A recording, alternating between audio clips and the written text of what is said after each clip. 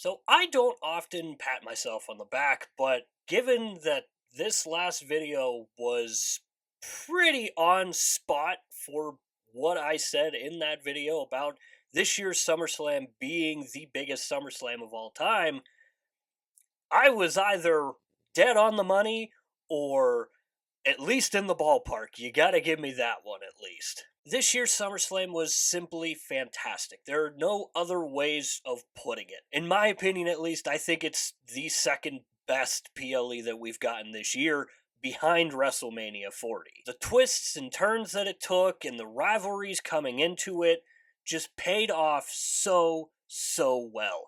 And while I was watching the pre show and just the buzz that was there and seeing Jelly Roll sing God Bless America and them doing the flyover and them having him perform his song before the matches started, I think was a very good idea. We've seen them do that before with Hardy, but when Hardy did sing his song out of WWE PLE, he sang it in the middle of the show, and it just really broke up that show, it felt like. So WWE doing the Jelly Roll performance before all the matches started was a perfect decision.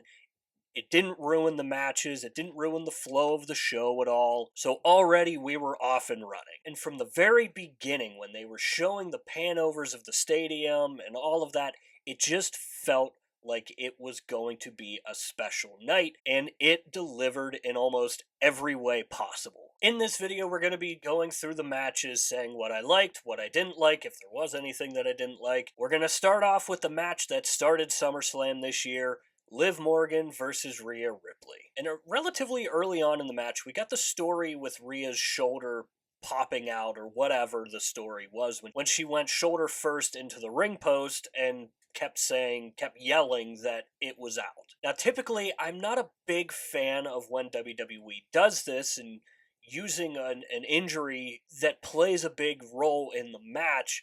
Typically, I'm not a big fan of it, but I love the way that they did this one because it showed Rhea Ripley as the badass that she is, slamming her shoulder into the announce table, something that I've never seen before, something that totally fits her character, and then her just repeatedly slamming it into the turnbuckle, trying to pop it back in, was such a good way of telling it and showing just how much of a badass Rhea Ripley is. And the match was incredibly good, an incredibly good match to start with, and this feud was already one of the best going into this year's SummerSlam, and it delivered on every way possible. You had the mind games that Liv Morgan tried playing, you had Rhea Ripley just simply being a badass, and then you have Dominic Mysterio, who has played such a big role in this feud,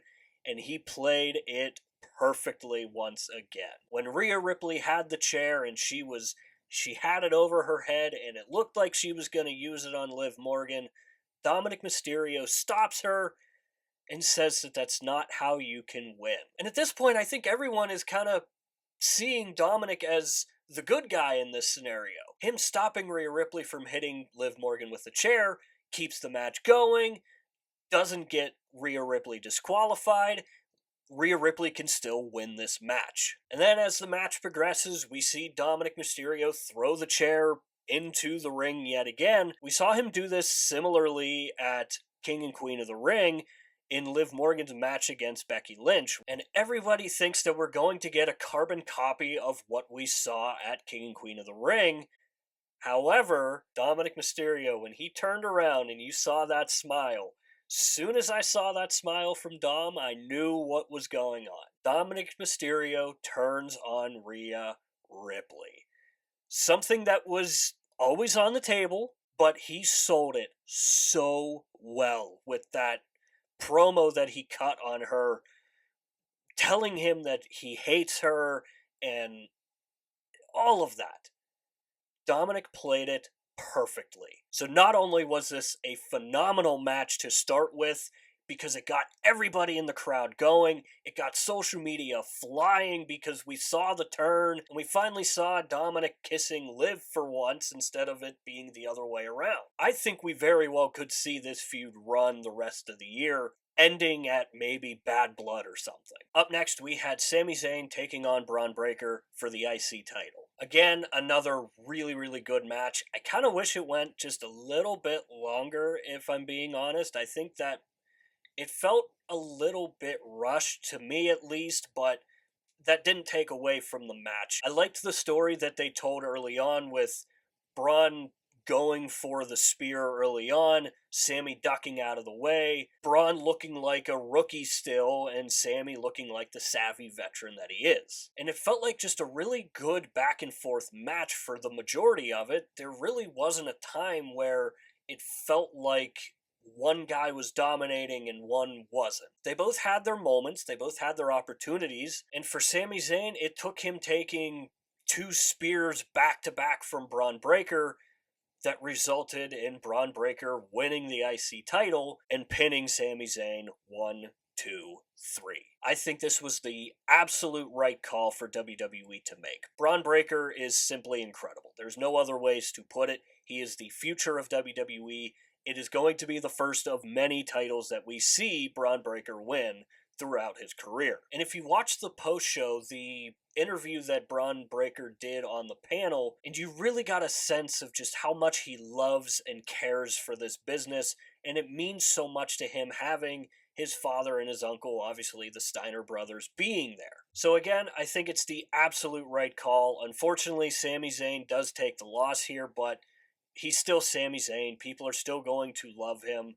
And while his title run maybe didn't hit with a lot of people, it wasn't terrible by any means at all. So I think this opens up the door for Sami Zayn to go on to bigger things, and bigger things being possibly rejoining the OG bloodline. Up next, we have Logan Paul taking on LA Knight for the United States Championship. And Logan Paul makes his entrance in the Cleveland Brown colors, and him being at home, him coming out with MGK was really cool to see, but the fans did not care. This entire weekend, Logan Paul was expecting to go home and be the hometown hero, and he was the farthest thing from it. You had LA Knight driving up in the Prime car and smashing the window, and then when his music hit, the pop that he got, simply fantastic. And before the match even started, we got an incredible back and forth just brawl. A good old-fashioned brawl. Something that we've desperately been wanting to see between these two is just a good-fashioned brawl. They go back and forth, and LA Knight does that neck breaker on the announce table that didn't break at all, that looked incredibly painful. And then the match finally starts, and the crowd is fully on LA Knight. They want to see him get his win. It had amazing moves. LA Knight looked absolutely fantastic. I would argue that that was one of the best LA Knight matches that we've seen him have on the main roster. And I think the same can be said for Logan Paul. He absolutely crushed it in this, doing the springboard backflip that he did onto LA Knight. Logan Paul, despite the loss, deserves to be in WWE.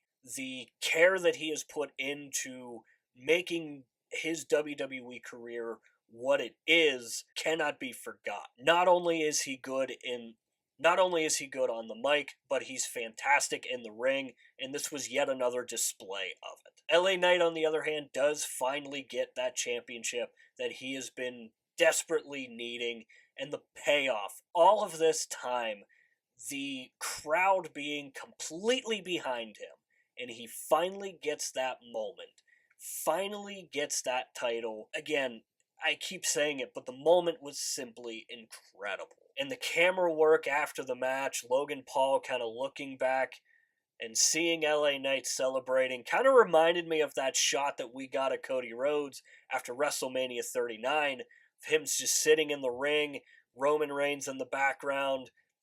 So I don't think that this rivalry's over. I think we could get a rematch at some point. Up next, we've got Bayley taking on Nia Jax for the Women's Championship. Again, yet another match that maybe the crowd necessarily wasn't into after the high that was the Logan Paul LA Knight match. The crowd kind of fell a little bit with this match, but they did pick up as the match went along. In my preview video, I had mentioned that there was a possibility that Nia Jax took Tiffany Stratton's briefcase away from her and she wasn't going to give it back to her until after SummerSlam because she didn't want her to cash in on her. That obviously did not happen. We saw on Friday Night SmackDown that Tiffany Stratton does have a new Money in the Bank briefcase. And the possibility of a cash-in is always exciting, but I like the fact that they didn't have a cash-in. It's been such a long time since we've seen a Money in the Bank winner hold the briefcase for an extended period of time. Why not have Tiffany Stratton carry the briefcase for a long time, for an extended period of time? I do like the angle of Tiffany Stratton running in, faking the cash-in, and then it ultimately being a setup for Bayley. Nia Jax hits her with the double annihilator. Nia Jax is your new WWE Women's Champion. And while I know a lot of people are not happy with Nia Jax winning, you do have to give Nia some credit. Since she has come back in the WWE, she has been really, really good.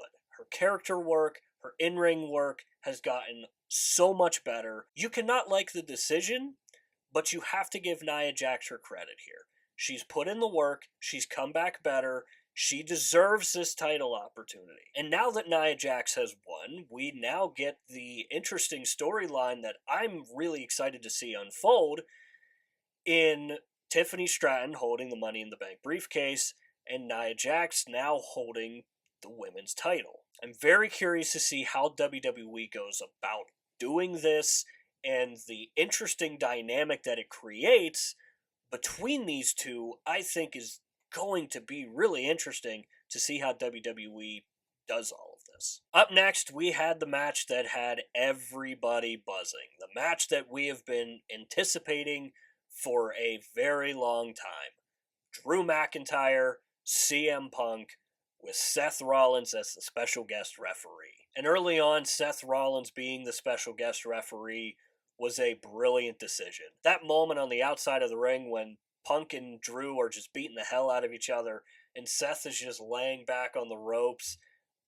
Simply incredible. And for it being CM Punk's first match in a long time, I thought he looked pretty good. I saw a lot of people saying that he was a little bit slow, and yeah, I would agree with you. I think he did look a little slow, but given everything, he didn't look bad. He looked far from bad. He looked pretty dang good. And the story that was told in the ring throughout the match was played perfectly. Everything from Seth Rollins going back and forth with both Drew McIntyre and CM Punk, to Seth putting on the bracelet and Punk seeing that and the fire in CM Punk's eyes when he sees Seth Rollins has the bracelet on. And in that moment, we see something that CM Punk was telling Drew McIntyre about. CM Punk this entire feud has been telling Drew McIntyre that Drew's been costing himself. Drew can't get out of his own way. He's the reason why he keeps losing. And now we see the tables turn, and it's CM Punk who costs himself because he sees Seth Rollins with the bracelet and he loses it and gives a GTS to Seth Rollins. In that moment, you kind of know what's going to happen. Drew McIntyre hits a Claymore, Seth Rollins counts 1, 2, 3.